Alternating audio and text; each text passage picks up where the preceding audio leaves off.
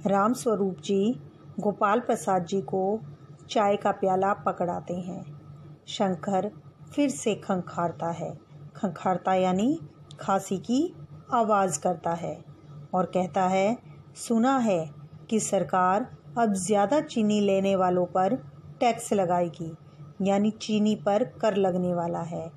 यह सुनकर गोपाल प्रसाद जी चाय पीते हुए उसकी यानी हाँ में हाँ मिलाते हैं और कहते हैं कि सरकार जो चाहे सो कर ले, पर अगर आमदनी करनी है यानी उन्हें अपनी आय बढ़ानी है तो उन्हें सरकार को बस एक ही टैक्स लगाना चाहिए।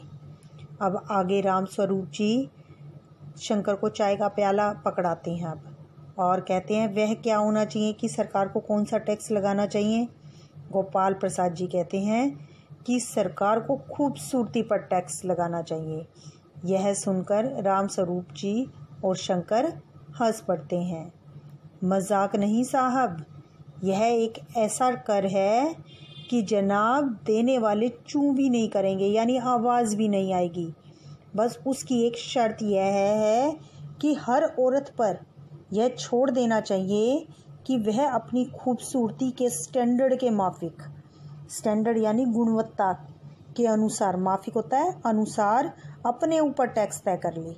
क्योंकि सरकार कोई भी जो है औरत अपने आप को कम खूबसूरत नहीं बताएगी, ज़्यादा से ज़्यादा खूबसूरत बताएगी, इसलिए कर भी ज़्यादा से ज़्यादा आएगा। फिर देखिए सरकार की कैसे आमदनी बढ़ती है। यह सुनकर राम स्वरूप जी जोर से हंसते हुए कहते हैं, वाह वाह, खूब सोचा आपने। वाकई आजकल यह खूबसूरती का सवाल भी बेढब हो गया है, यानी इसका जो तरीका है वो बदल गया है। हम लोगों के ज़माने में तो यह कभी उठता भी नहीं था। गोपाल प्रसाद जी समोसा उठाते हुए कहते हैं, कभी नहीं साहब, कभी नहीं। यानी उनके ज़माने में खूबसूरती का कोई मोल नहीं था। जो व्यक्ति की गुणवत्ता थी वह उसके मूल्यों पर आधारित थी। राम स्वरूप जी शंकर की तरफ मुखातिब होते हैं। मुखातिब होता है यानी मुंह की ओर करके कहते हैं कि आपका क्या ख्याल है शंकर बाबू। शंकर कहता है, किस मामले में। राम स्वरूप जी, यही कि शादी तय करने में खूबसूरती का हिस्सा कितना होना चाहिए।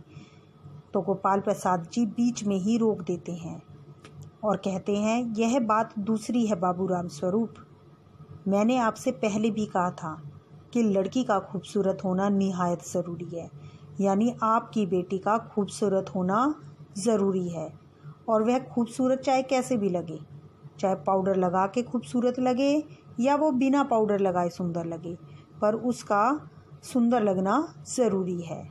बात यह है कि अगर हम और आप मान भी जाते हैं, यानी घर के आदमी अगर मान भी जाते हैं, पुरुष मान भी जाते हैं, तो घर की जो औरतें होती हैं वो ऐसे रिश्ते के लिए कभी राज़ी नहीं होती जिसमें लड़की सुंदर नहीं होती।